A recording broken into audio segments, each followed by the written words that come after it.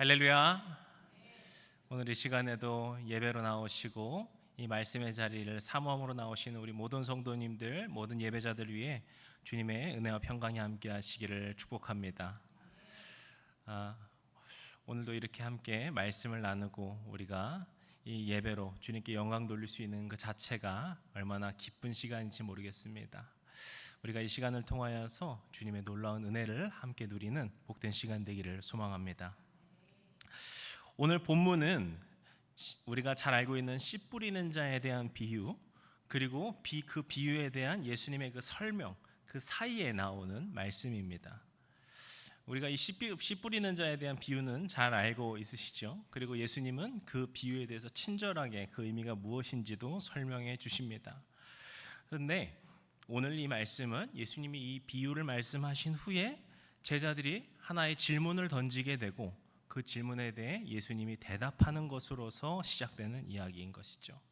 먼저 그 질문이 무엇인지를 살펴보게 되면 10절 말씀이죠. 우리 함께 같이 읽어보면 좋겠습니다. 제자들이 예수께 나와 이르되 어찌하여 그들에게 비유로 말씀하시나이까. 아멘. 주님, 어찌하여 비유로 말씀하십니까? 라고 하는 것을 제자들이 물은 것이고, 그 물음에 예수님께서 대답을 하신 것이죠. 한편으로는요, 제자들이 이런 걸 굳이 질문하나 라는 생각이 들 수도 있으면서, 또 우리도 생각해 보면요, 어쩌면 크게 의문은 갖지 않았지만 한 번쯤은 생각해 볼 만한 질문인 것도 같습니다. 예수님은 왜 비유로서 말씀하고 계신 것일까라는 것이죠. 이 질문에 대한 예수님의 대답은 11절에 나오는데요, 11절 말씀도 같이 읽어보도록 할까요? 대답하여 이르시되 천국의 비밀을 아는 것이 너희에게는 허락되었으나 그들에게는 아니 되었나니. 아멘. 무엇을 위함입니까? 천국의 비밀을 너희에게 알려주고자 합니다 라는 것이죠. 문자 그대로만 보게 되면 어떻습니까? 뭔가 비유로 알려주셔서 다른 사람들은 모르고 이 비유의 해석을 아는 사람들만 그것을 알 수 있게 하는 것이다 라고 우리가 볼 수 있겠죠. 그런데 그건 좀 이상하기도 해요. 왜냐하면 예수님의 비유가 여러분도 아시다시피 그렇게 어려운 비유가 아니기 때문이죠. 그러니까 예수님의 비유가 아는 사람만이 알 수 있는 그런 비밀스러운 이야기가 아니라는 겁니다. 실제로 예수님의 비유의 말씀은 오히려 복음을 쉽게 이해시키고자 돕는 어떤 언어적 도구에 가깝죠. 그리고 반대로 제자들이 예수님의 비유를 이해 못하는 경우도 덜어 있습니다. 특별히 마가복음 8장에 보시면은요, 예수님이 비유의 말씀을 하시는데 제자들이 전혀 이해를 못해가지고 뚱딱지 같은 소리를 하다가 예수님한테 혼나는 장면도 있죠. 반면에 예수님의 비유는 쉽게 이해하기 위한 언어적 도구라는 점에서 당시 지식층이었던 유대교 지도자들, 우리가 흔히 말하는 바리새인, 서기관, 사두개인, 이들한테는 너무나도 더 이해하기 쉽고 받아들이기 쉬운 말씀이었겠죠. 이처럼 예수님의 비유가 다른 사람들은 알지 못하고 너희에게만 특별히 알려주는 그런 것이다 라는 말이 아니라는 겁니다. 그렇다면 앞선 예수님의 그 말씀의 의미는 무엇일까요?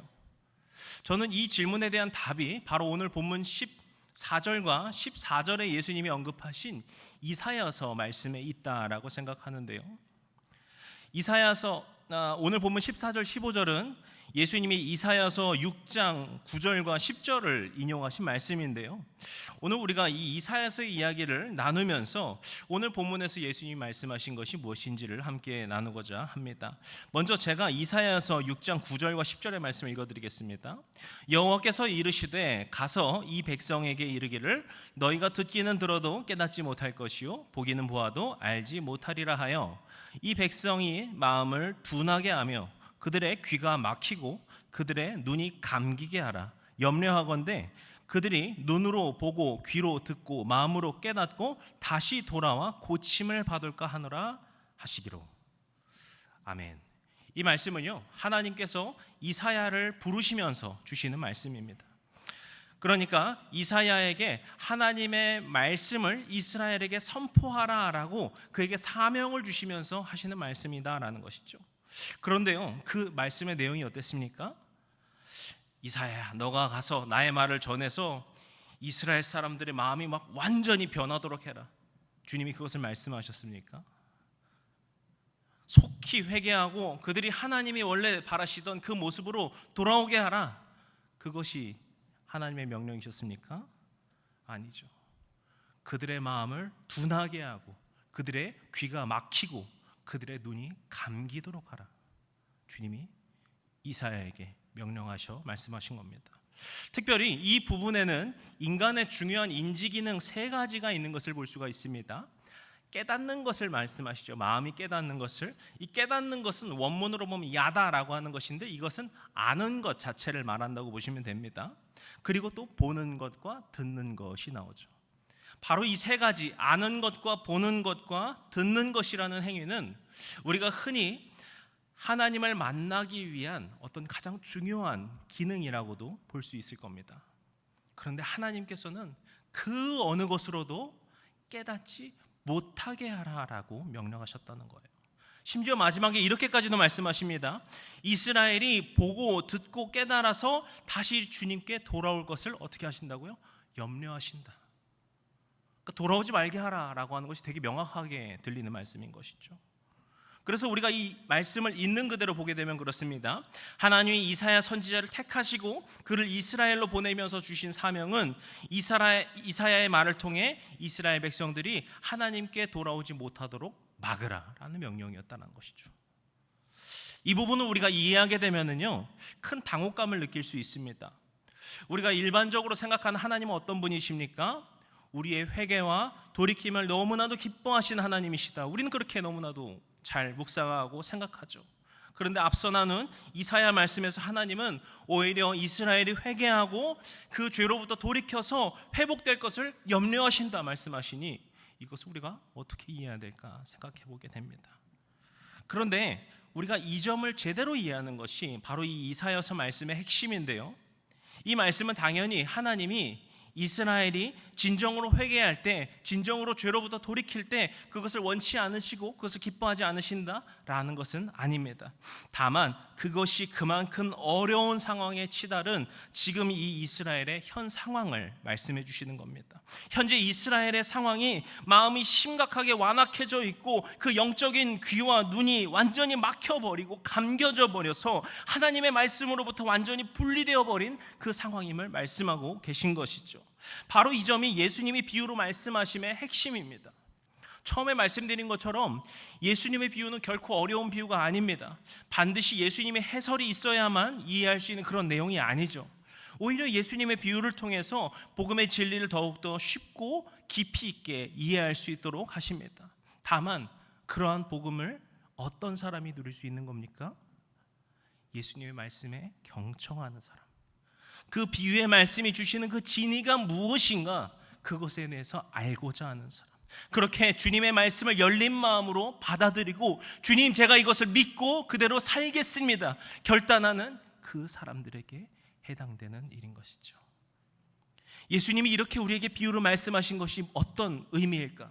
이 비유를 통해 우리에게 알려주시고 말씀하시고 인도하시고자 하는 바가 무엇일까? 그것을 알고자 하여 주님께 더욱더 가까이 나아가는 사람, 그 사람이 바로 이 복음의 진리를 누릴 수 있다라는 겁니다. 반면에 예수님의 비유를 들은 이 바리새인과 같은 유대 지도자들은 어땠을까요? 그들의 마음과 귀와 눈은 완악해져 있고 예수님의 말씀을 듣고자 하는 마음이 전혀 없었습니다. 때문에 결코 주님의 복음의 신비가 무엇일까? 이 비유로 말씀하신 바가 무엇일까? 그들은 기대하지도 않았고 생각하지도 않았죠. 그렇기 때문에 그들은 이 복음의 진리와 신비, 그 복음의 능력을 누릴 수 없다라는 것을 주님이 말씀하신 겁니다. 적어도 이 비유가 어떤 의미일지 열린 마음으로 묵상하고 생각해 봐야 하는데 이들의 완악한 마음은 그 말씀을 전혀 듣고자 하고 있지 않고 그 의지조차 없기 때문에 그 복음을 누릴 수 없다라고 주님이 말씀하신 것이죠. 그래서 예수님은 씨 뿌리는 자의 비유를 말씀하신 후에 이렇게 말씀하시는데요. 우리 9절 말씀 같이 한번 읽어보면 좋겠습니다. 우리 9절 말씀 다 찾은 줄 알고 같이 읽겠습니다. 귀 있는 자는 들으라 하시니라. 아멘. 이것이 예수님이 비유로 말씀하시는 것의 너무나도 중요한 핵심인 겁니다.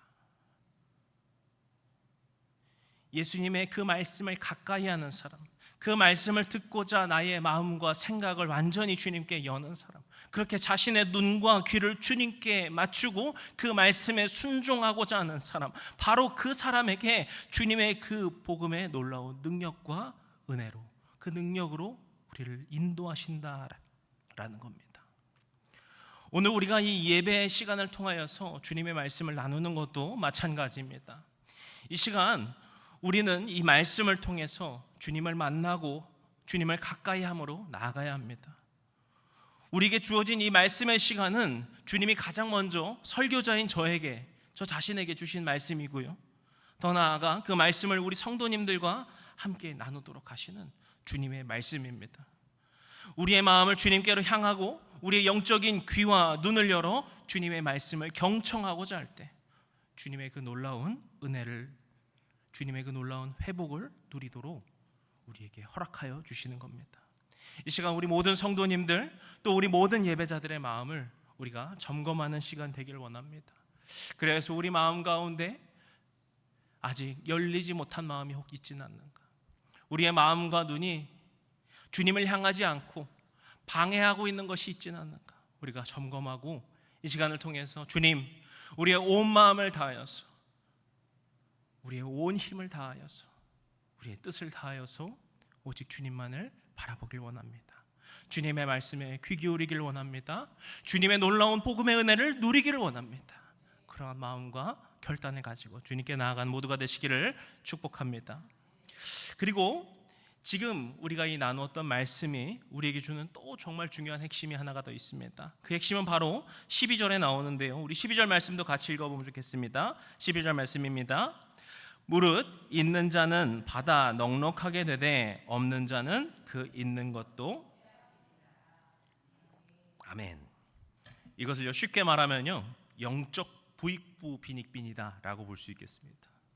근데 우리가 부익부 빈익빈이다 라고 하면요, 어떤 정의롭지 못한 상태를 떠올리게 됩니다. 세상적으로 볼 때는 그렇죠. 부유한 사람이 더 부유해지고 가난한 사람이 더 가난해지는 상태, 그것은 옳지 못하다, 정의롭지 못하다, 우리는 그렇게 생각합니다. 그런데 영적인 상황에서는 그렇지 않은 겁니다. 오히려 그래서 예수님은 이런 영적인 부익부 빈익빈에 대해서 말씀하신 겁니다. 왜 이렇게 말씀하시느냐? 이것은 앞서 우리가 나눈 이야기의 결과를 보여주는 겁니다. 우리가 주님의 은혜에 갈급해야 하고 그 은혜의 말씀을 누리고자 주님께 귀를 기울이고자 그렇게 매일매일 살아갈 때는 어떨까요? 그의 삶에 계속해서 주님의 그 풍성하신 은혜가 충만하게 채워질 것입니다. 반면에 주님의 말씀을 경청하지 않으려 하고 주님의 말씀에 귀를 기울이지 않고 나는 여전히 세상 뜻대로 살겠습니다, 나는 내 뜻대로 살겠습니다 하는 사람은 어떨까요? 주님의 그 은혜를 누릴 수 없는 것이겠죠. 그래서 공허한 삶을 살아갈 수밖에 없는 것이겠죠. 그러다가 주님의 은혜라는 것이 이렇게까지 낮아지면 안 돼라고 해서 이렇게 갑자기 채워주시는 그런 것이 아니라는 겁니다.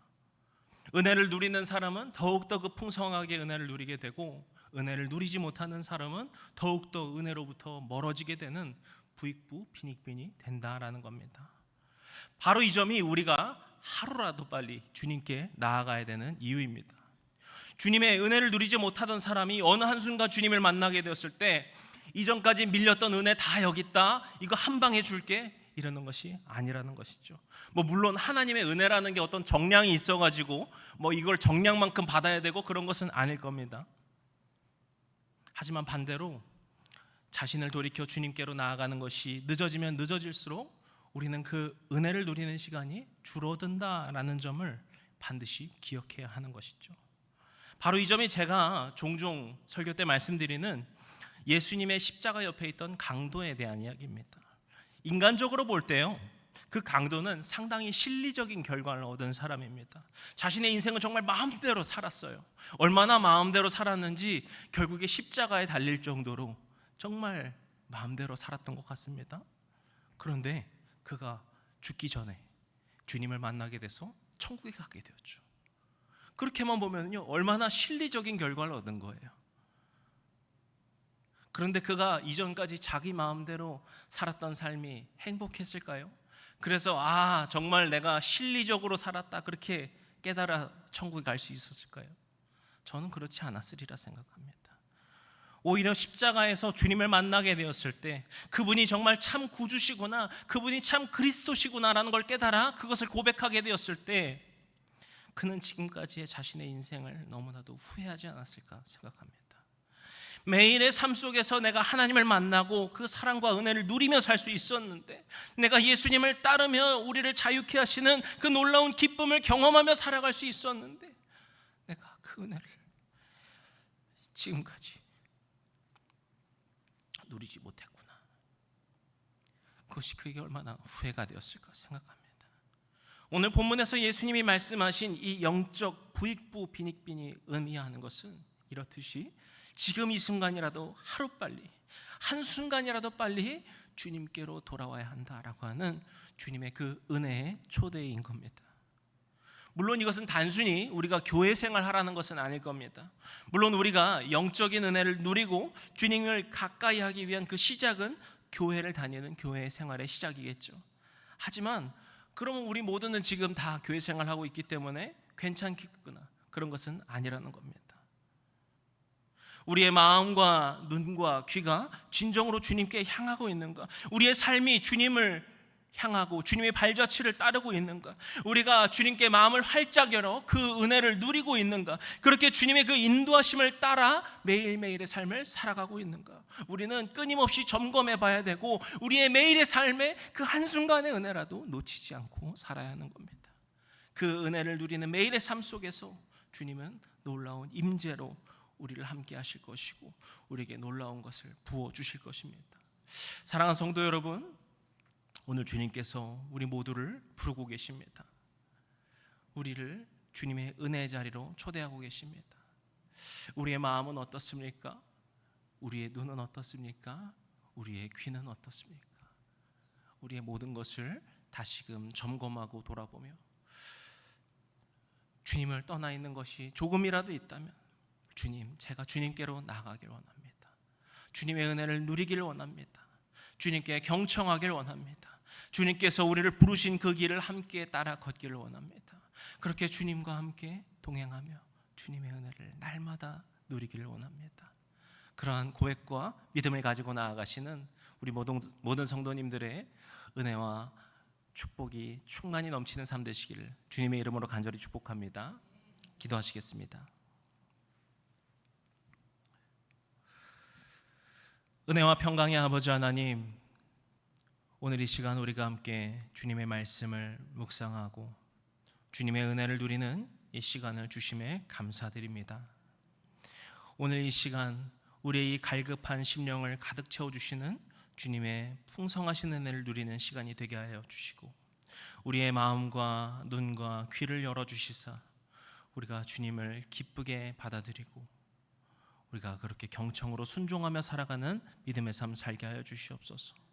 우리의 마음이 단 한순간이라도 주님과 멀어진 삶이 되지 않도록 우리의 마음을 날마다 점검케 하여 주시고 그렇게 우리가 한순간도 주님을 떠나지 않고 살아가는, 그렇게 주님의 뜻을 이루며 살아가는 믿음의 복된 삶 살게 하여 주시옵소서. 그리고 더 나아가 우리가 그러한 마음을 가지고서 주님의 복음을 전하는 복음의 전달자로 살게 우리를 사용하여 주시옵소서. 우리를 사랑하시는 우리 주님 예수 그리스도의 이름으로 기도드렸습니다. 아멘.